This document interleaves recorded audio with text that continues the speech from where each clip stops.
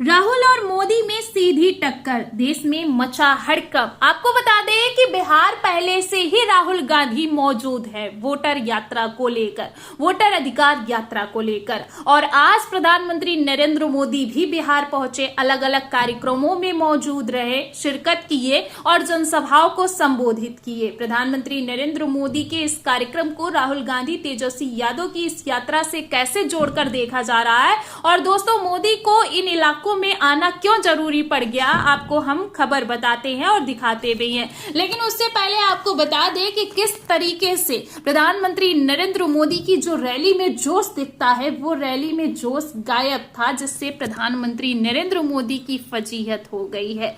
जी हां, प्रधानमंत्री के बिहार आने से पहले राहुल गांधी ने सड़क में घोड़े दौड़ा दिए, और वो घोड़े किसके दौड़ाए गए यह आप तय कीजिए। दोस्तों जरा यह तस्वीर देखिए, राहुल गांधी तेजस्वी यादव की यात्रा जारी है और लोग किस तरह से सड़क पर आ रहे हैं। आप देखिए, घोड़े लेकर लोग सड़क पर आ रहे हैं। अब देखने के लिए एक सांकेतिक तस्वीर हो सकती है, मैं ये भी नहीं कह रही कि ये सब आरजेडी या फिर कांग्रेस पार्टी के कार्यकर्ता नहीं है, बट पॉइंट ये है कि जो पूरी यात्रा है ये एक सेलिब्रेशन के तौर पर उभर रही है। सड़क पर लोग इसको ऐसे सेलिब्रेट कर रहे हैं, ऐसे खुशियां मना रहे हैं, घोड़े दौड़ा रहे हैं, कोई सड़क से दूर खड़े होकर ब्रो ब्रो चिल्ला रहा है, कोई राहुल गांधी से हाथ मिला रहा है। अपने आप में बड़ी दिलचस्प ये जो है तस्वीर निकलकर सामने आ रही है। सड़क पर लोगों का उत्साह साफ दिखाई दे रहा है। वहीं दोस्तों राहुल गांधी रात में जब लोगों के बीच थे, तो आप इन तस्वीरों को देखिए, ये वाकई अंदाजा लगाना काफी मुश्किल हो गया है कि वो सुरक्षा बल गांधी की सिक्योरिटी में रहते हैं, उनके लिए कितना बड़ा चैलेंज होता होगा। आप देखिए, हर तरफ भीड़ ही भीड़ दिखाई दे रही, जबरदस्त उत्साह लोगों का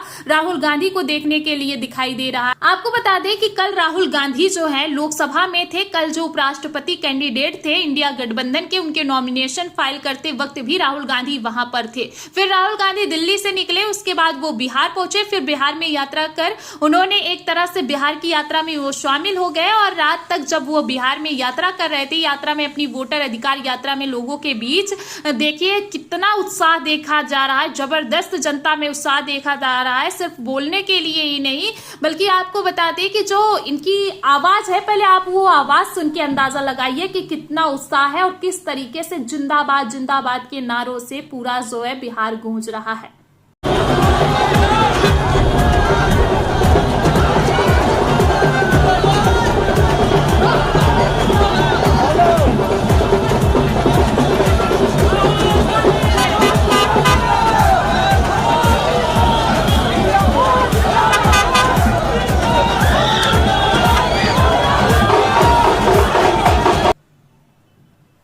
तो बड़ा सवाल ये है दोस्तों कि क्या इस तरह के कार्यक्रम होने वाले महागठबंधन को फायदे की तरह जो है न्यूट्रलाइज करने के लिए पीएम बिहार आ रहे हैं। वैसे तो पीएम का कहीं भी कार्यक्रम होता है पहले से ही तय होता है, लेकिन दिलचस्प बात यह है कि जिस इलाके में प्रधानमंत्री नरेंद्र मोदी आए, उसी इलाके से राहुल गांधी की यात्रा निकली है। और प्रधानमंत्री आज पटना और बेगूसराय जिलों में जो है दौरा ही नहीं किए, बल्कि आपको बता दें कि मोदी सबसे पहले गया के मगध विश्वविद्यालय में जनसभा को संबोधित भी किए। वहीं प्रधानमंत्री जिस इलाके में गए बिहार के, यहाँ वो 48 सीटें, और ये इलाका जो है इंडिया गठबंधन का, महागठबंधन जिसको बिहार में कहते हैं, उसको एक तरह से बहुत ही अवैध किला माना जाता है, उसका बहुत मजबूत दुर्ग माना जाता है। जो पिछली बार विधानसभा चुनाव हुए थे, इन 48 सीटों में जो महागठबंधन है उसने बहुत शानदार प्रदर्शन किया था। यही वो इलाके है जिसकी जीतन राम मांझी और चिराग पासवान के भरोसे बिहार में बीजेपी चुनाव लड़ती है। ये जो इलाका है दोस्तों मगध और मुंगेर का, पिछले विधानसभा चुनाव में बीजेपी का यहां से सफाया हो गया था। जैसे मैं अगर आपको बताऊं तो मगध का जो इलाका है वहां पर 26 विधानसभा सीटें आती है,